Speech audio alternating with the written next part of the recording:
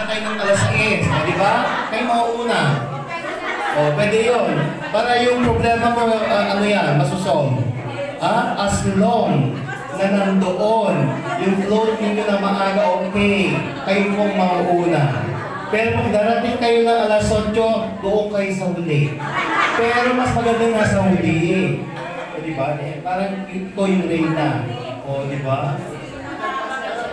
Okay na tayo sa parada. Punta na tayo sa main event. Meron ba? Parada ulit. Balik tayo. Meron lang po akong suggestion doon sa ruta natin. Kasi mostly nang dadaanan natin, puro punong kahoy. Diba? Mga bahay, punong kahoy, ano lang yung ruta natin. May suggestion po ako.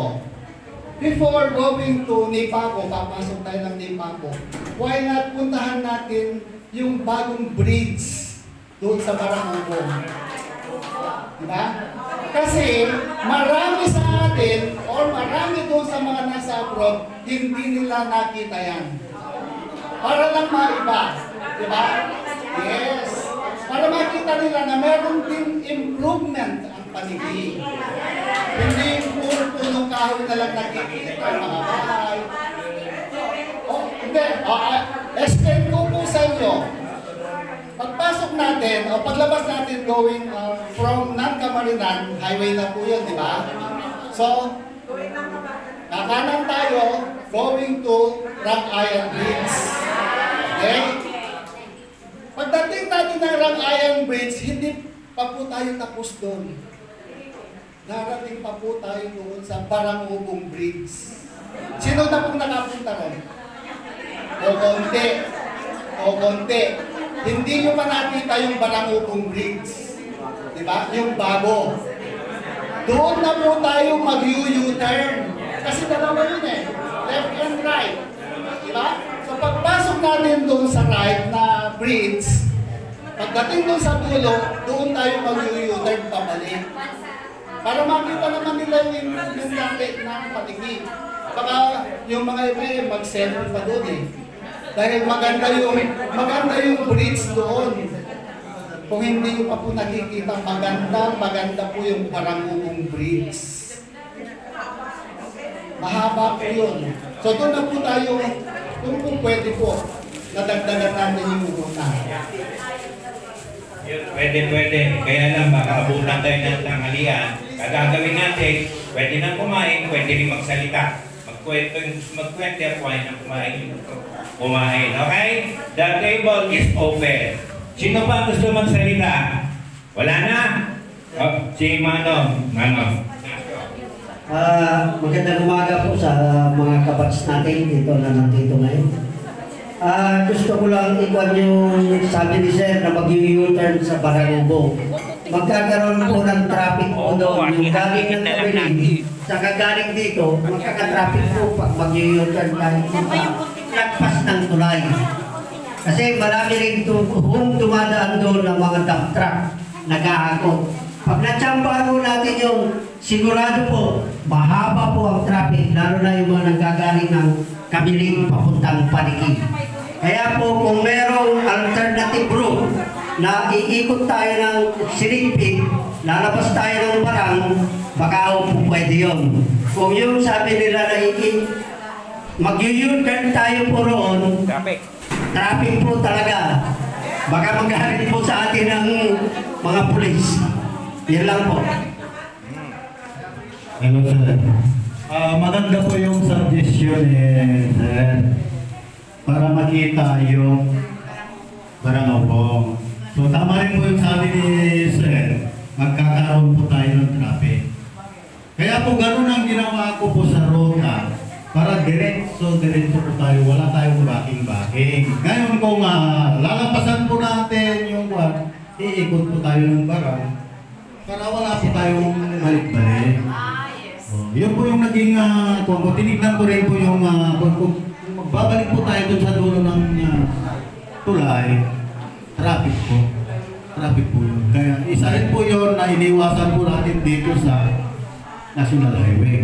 Ngayon kung gusto po tayong lalampas, papunta sa Barang, iikot po tayo ng sementeryo, Pwede po yun. Kung yun, suggestion nyo po, kung papayag tayo doon, lalayo po tayo doon. Sa anong masasabi po natin? Okay na.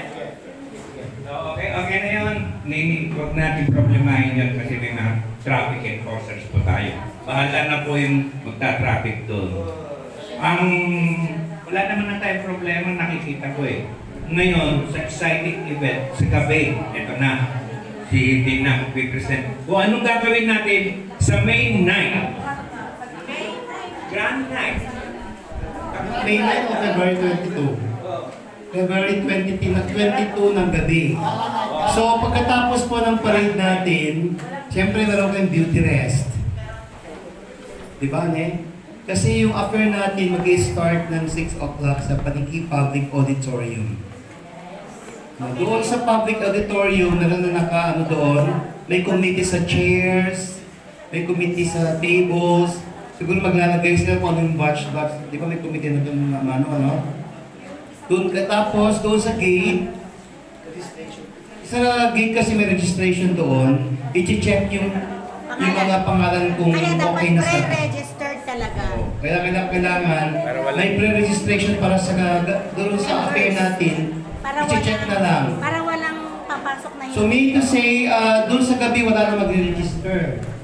Ano kaya kung bigyan na lang ng ticket? Meron tayong admission ticket. Meron daw ticket para at least lahat ng nakapangalan doon, meron lang parang ribbon na lang.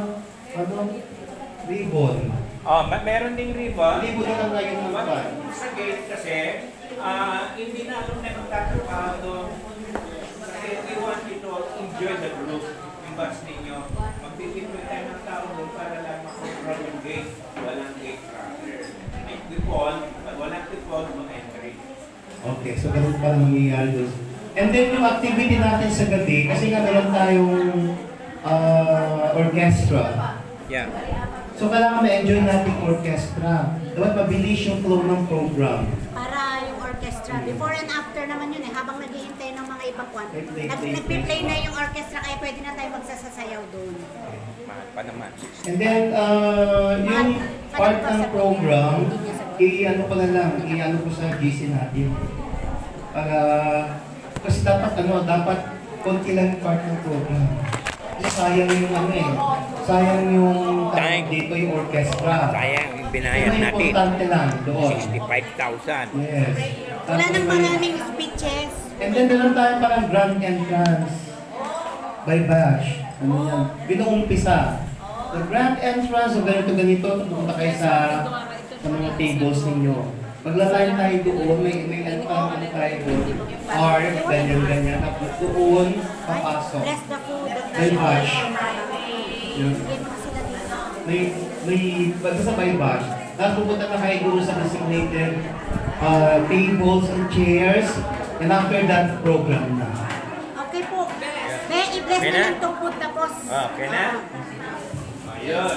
So, wala na tayong issue kung anong isusuot, ha? Wala na siyang formal, semi-formal, kung saan ka convenient. Di ba? Si Elden, pinagpapalda. I-bless the food na po para makain na. Di ba? Maganda ang feeling kung walang kontra. Di ba? Bless the food. Bless the food na. Ilan na? Sige na po, i-bless na lang natin. Bless the food. Panginoon, marami pong salamat sa araw na kami pinahintulutan mo makita-kita muli at pagsalu-saluhan ang mga biyayang ipinagkakaloob mo sa amin. Marami pong salamat sa unawa ng lahat ng mga alumni. Palakasin mo po ang aming mga katawan hanggang matapos namin ang aming mga tungkulin at marating namin ang araw na aming inaasam.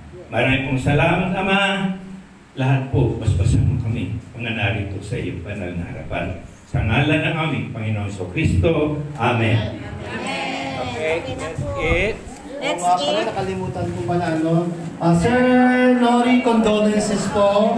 Kasi yung ating ni Manolo na si Madam Remy namatay na po. Kaya, condolences po, Mano. Yeah, okay, thank you. Ang saya ng kwentuhan sa Exicom nung nakaraang gabi dahil nag-aalala ako maraming darating baka di magkasya yung pagkain. Ang sabi ko, yung empanada order ni Mano Ernesto na 36 pieces, guguntingin ko na lang para maging 72. Ayun, hinati-hati na. Ating kapatid. O, di ba? Tuwan-tuwa yung mga nasa abroad. Meron pa lang ganun ng spirit ang mga alumni. Hati-hati. Ayun, paghati-hatian natin. Pagsalo-saluhan natin. Yan ang sarap. Wala nang kontra. Mabubura na rin yung mga kontrabida. Sa dami natin. O, kontra mo pa. O, diba? Nawawala daw yung pondo. Naku. Hindi nga nakikita yung report. Abunado na.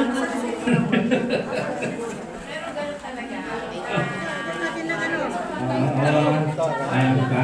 Gusto niya siya siguro lang mag-organize. Anytime. Paano na lang po? Ay, squat pa na yan. Ang reunion is not an allowance affair. It's everybody's affair. We are not trying to build up a legacy. We're just trying to build up to reunite you. Mag-enjoy tayo lang. Yun. Sino pa nakikita ko dyan sa malayo? Mga mata, mga sir. Magsalusaluan natin yung hanggang. Batch 78. Yeah, si Madam Angel. Yan, si Darling. Yan. Yung grupo niya, yung masisipag na officers na Batch 78.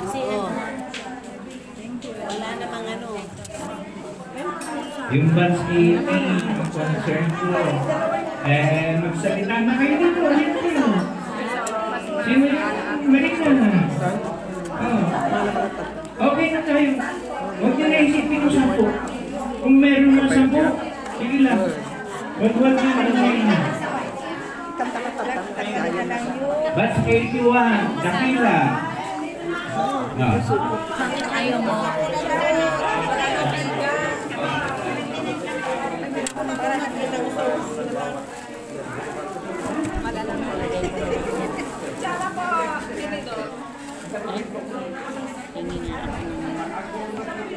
Dito ko na lang ilalagay sa iyo. Bakit hindi mo pa na, tipon na yun? Doon na madam. Oo, mas malaki. Masarap po.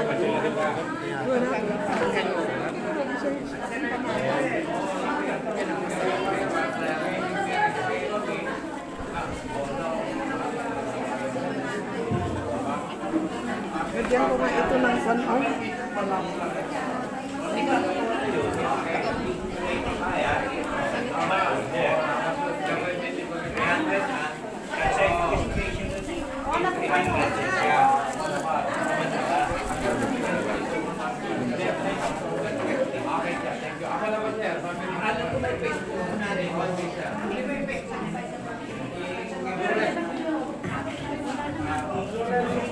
Maganda ng alat ko ano may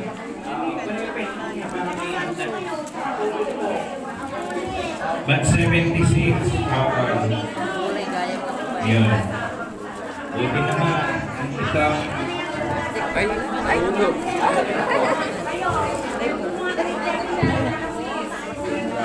para managana. Okay lang. yun. Para Iyan mo na managana. lang sa Exicom para iyan ang Nahulog na eh.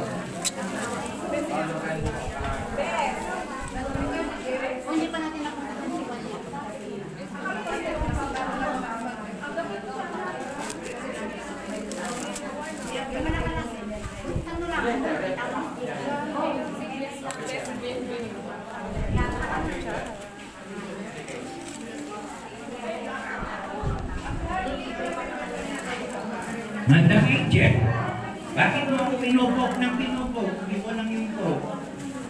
Poke. Poke you. Sige, kaya ka na. Nag-joke lang ako.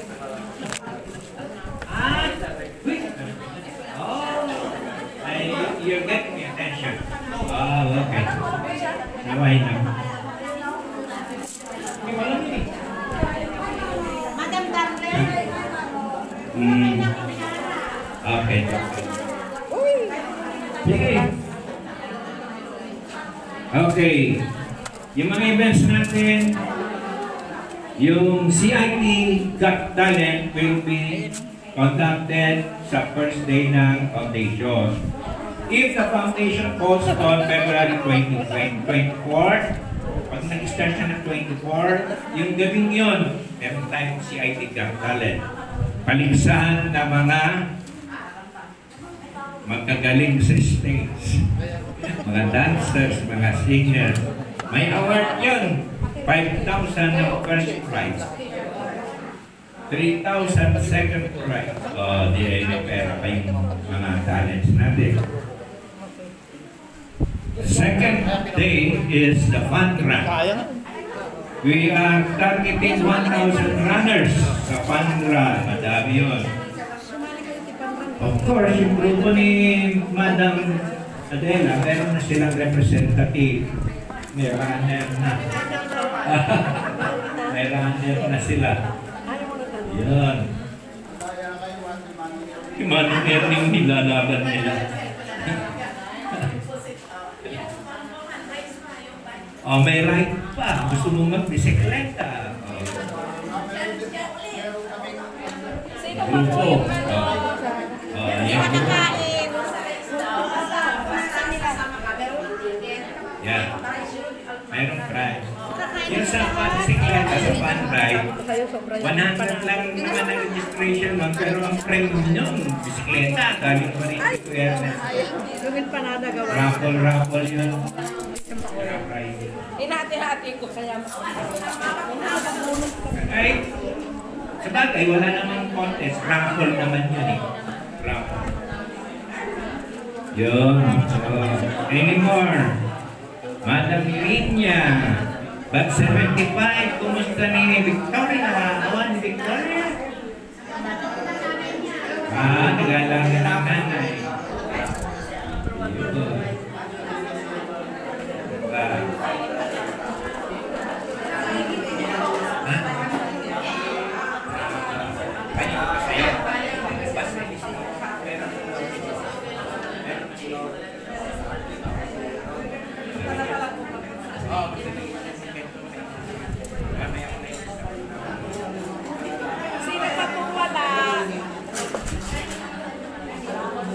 Yun, yung mga magre-remit. Mag-remit na kayo. So far, smooth sailing na ang Mexico. Di po ba, Madam Adela, no? Nananawagan na lang tayo ng mga mas bata pa. Yung batch ng 2,000. Maraming. 5 pa lang yung nakikita ko eh. Sa bago na. Oo. Talagang strength natin mula sa 70s. Early 70s hanggang 2000. Yung 2000 up, wala pa eh. Sige, kamuna. Very young, tapos syempre, yung edad nila, pinikwenta ko nga, they're still busy with their families, diba? Nagpapaaral ng anak, nagsisimula pa lang, futuro. Pero ang legal naman po na sinisingil ng ating organization ay yung ating t-shirt, which is 300, at saka yung registration, which is 300. Ngayon po, yung inyong sa souvenir program, which is 3.5 per page, nasa sa inyo po if the batch can afford para kayo makasali doon sa souvenir program. Now, if you don't, hindi po kayo nagsama doon, hindi po kayo bibigyan ng kopya. Para kaya bibigyan ka, wala naman yung batch nyo. So, the 3.5, kung sakali naman, marami naman po na alam ko, ang dami naman nating mga alumni na nasa abroad that they're very willing to help, hindi ba? Pwede naman nila, what is 3.5 sa $100? Although, syempre, hindi naman nila pinupulot yun. Pero, in the name of love sa mga classmates. Kami po sa batch 79, what I am trying to do is doon sa page namin, nagpapadala ko ng picture face. Tayong buong batch 79 namin, dandun lahat yung mga mukha. Doon namin ilalagay yung page namin para makita namin na nandun lahat. Batch 79, yan ang problema. Hindi lahat nakakapagpadala ng picture. Baka mamaya yan na naman yung maging issue nila. Eh, didikit ko sila, lalagyan ko sila ng kuwan. Sabi ko, kung wala yung pangalan, wala yung mukha mo, lalagyan ko ng mukha ni Peppa Pig. But anyway, kasi madami kami eh. How could imagine that we are 108? So, ang problema ngayon, yung issue ngayon, kung paano ko i-arrange lahat yung mukha ng 108 doon at mamaya may humahabol pa. But siguro gagawin natin. Maliliit na nga lang siguro. But yun ang aming idea para everybody makikita niya after kung sakali apo niya ang after 10 years ulit at may reunion, di ba? At yung mga anak na lang natin, ako na natin ang makikita rin na doon sa souvenir program. Ito pala si Lola ko, nandito pala siya. O hindi ba? Masaya. Oo, masaya. Yun lang naman talaga eh, masaya. Hindi dapat nagiging maraming issue. Hindi issue ang pera, hindi issue kung sino yung... Ang nagiging issue pa pala, alam ninyo, yung nailagay na leader, batch leader. Oo, ayaw nila. Panginoon Diyos yun kasi, yung mga nakita na active at saka pero pwede namang palitan. Sinasabi ko nga, kumenta kayo para ilagay natin. Hindi yung kung sino. Meron silang sa batch nga nila, Madam Maritoli, di ba yung na-batch natin, ilagay namin doon eh, hindi active. O dahil busy, yun ang ibig sabihin. Hindi siya active because busy. So sabi nila man, pwede na, oo, pwede, di ba? As long as ikakabuti ng inyong batch. Pero nakakalungkot, kung titignan ko, nasa na yung listahan ko,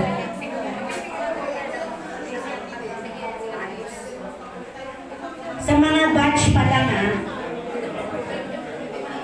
okay, sa batch 75, 42. 75, 42. Batch 1975, 42 daw yung kanilang proposed attendees. Sa 1983, Ma'am Bracais, 22. Still only 22. Where is Ma'am Elena? And then, etong maganda, yung 1989, nasa 100 plus daw sila. Oh yes daw. Ako 79. Ako tatalo. Tayo magpatalo dito. Arlene. Ma'am Arlene, only 28. Bata pa kayo. 1992. Marami ng mga mayayaman. Dadagdagan pa yan. Yes. Ito, 1979, 108. Sila Ma'am Santomin. At saka sila Sir Banag. 1968, 25.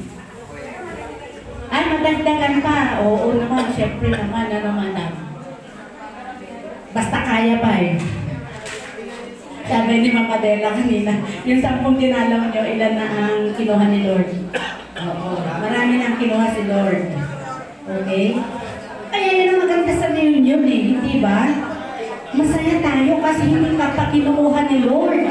Nag-enjoy pa tayo, yes. Pare Mendoza Danilo. Aba, napakabata niyo pa, 1982, you're only 37? Dadagdagan pa yan. I will count on that. Okay, kasi there is strength in number. Remember? Mas marami, mas masaya, mas malakas. And then, 1974, Ma'am Hipolita. Wala yatang number. Sino po ba aside from Ma'am Hipolita? Wala siya nilagay. 1981. Wala yata nang nagay na number ang 1981.